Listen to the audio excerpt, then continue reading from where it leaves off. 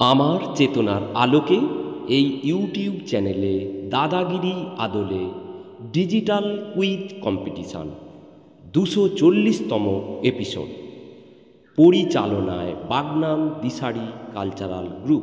আমরা খুব কুইক করব এই রাউন্ডটা। এই গ্রুপের শেষ রাউন্ড স্ক্রিনে শেষ ঠিকানা, অর্থাৎ আমরা শেষ ঠিকানায় পৌঁছে গেছি।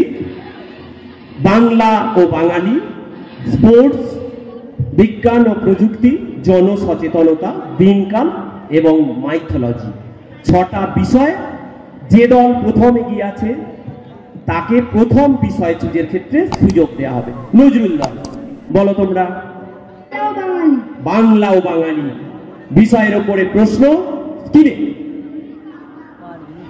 কোন কবি একটি সেকেন্ড হ্যান্ড মোটর গাড়ি কেনার জন্য তার বিখ্যাত কবিতাগুলির কপিরাইট বিক্রি করে দিয়েছিলেন? মাইকেল মধুসূদন, শরৎচন্দ্র চট্টোপাধ্যায়, কাজী নজরুল ইসলাম। মাইকেল মধুসূদন। এই ক্ষেত্রে চ্যালেঞ্জ আছে, চ্যালেঞ্জ স্টার। কেউ করছে না। উত্তরটা দেখি স্ক্রিনে তাড়াতাড়ি। Wrong answer, Kazi Nazrul Islam. তার কবিতার -10 কবিতার কপিরাইট বিক্রি করে দিয়েছিল। নেক্সট আমরা চলে যাই। কোন দল? 4 নম্বর দল। এরপরে বিষয় চুজ করবে। কোনটা বলো, তাড়াতাড়ি বলো। হ্যাঁ, স্পোর্টস। স্পোর্টসের উপরে প্রশ্ন স্ক্রিনে। ভারতের কোন ক্রিকেটার প্রথম মৃত্যুর পর তার যাবতীয় অঙ্গ প্রত্যঙ্গ দান করে দিলেন বলে ঘোষণা করলেন?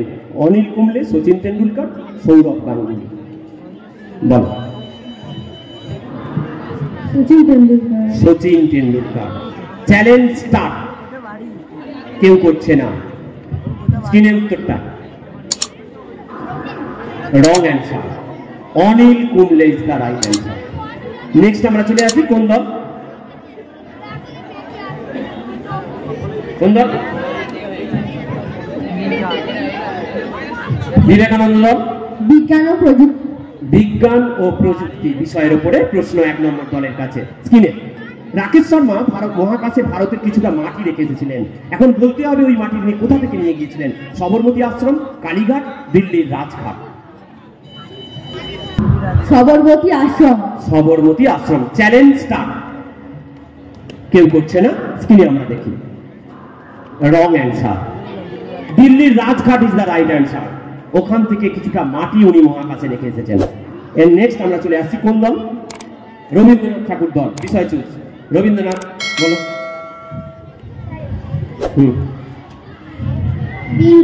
দিনকাল অর্থাৎ কারেন্ট অ্যাফেয়ার্সের উপরে প্রশ্ন। দেখি আমরা স্ক্রিনে।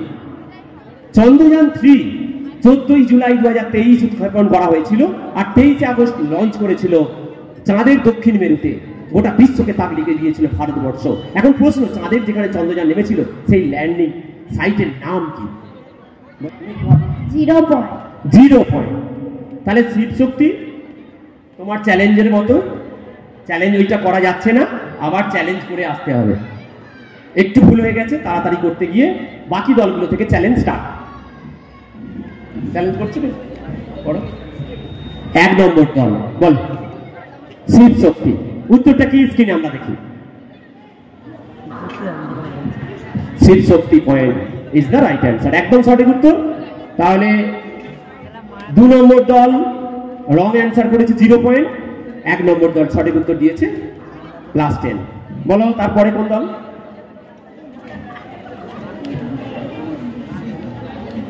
প্রীতিলতা ওয়াদ্দেদার। বলো। হ্যাঁ, জনসচেতনতার উপরে প্রশ্ন। স্ক্রিনে আমরা দেখি। রান্নার হলুদ প্রধানত কি হিসাবে ব্যবহার করা হয়? প্রোটিন, খাবার রঙিন করা, অ্যান্টিসেপটিক হিসাবে ব্যবহার করা হয়। অ্যান্টিসেপটিক হিসাবে ব্যবহার করা হয়। বাকি দলগুলো থেকে চ্যালেঞ্জ স্টার্ট। কেউ করছে না। চলে আসি সঠিক উত্তরটা কি? স্ক্রিনে একদম সঠিক উত্তর দিয়েছে, একটু জোরে হাততালি হয়ে যাক। অ্যান্টিসেপটিকের জন্য রান্নাতে হলুদ ব্যবহার করা হয়। নেক্সট একটা বিষয় পড়ে আছে এপিজে আব্দুল কালামের উপরে। কালাম দল মাইথোলজি। রামায়ণের কোন বৈদ্য হনুমানকে লক্ষণের জন্য বিষণ্ণ করণে আনতে বলেছিলেন? শ্রীসেন, সুসেন, সুশ্রীসেন? বলো। শ্রী ছিল সুশ্রীসেন। বলো। বলো আস্তে। সুসেন। সুসেন। Time up. সঠিক উত্তরটা কি স্ক্রিনে আমরা দেখব। Susen is the right answer. Challenge একদম সঠিক উত্তর, জোরে হাততালি হয়ে যাক। 2 নম্বর দল +10। সাথে সাথে আমরা শেষ করলাম গ্রুপ এ ডিজিটাল কুইজ। খুব দ্রুততার সঙ্গে আমাদেরকে করতে হলো। আমি প্রথমেই বলেছি সময়টা যে সময় শুরু হওয়ার কথা ছিল সে সময় শুরু হয়নি। ঠিক আছে,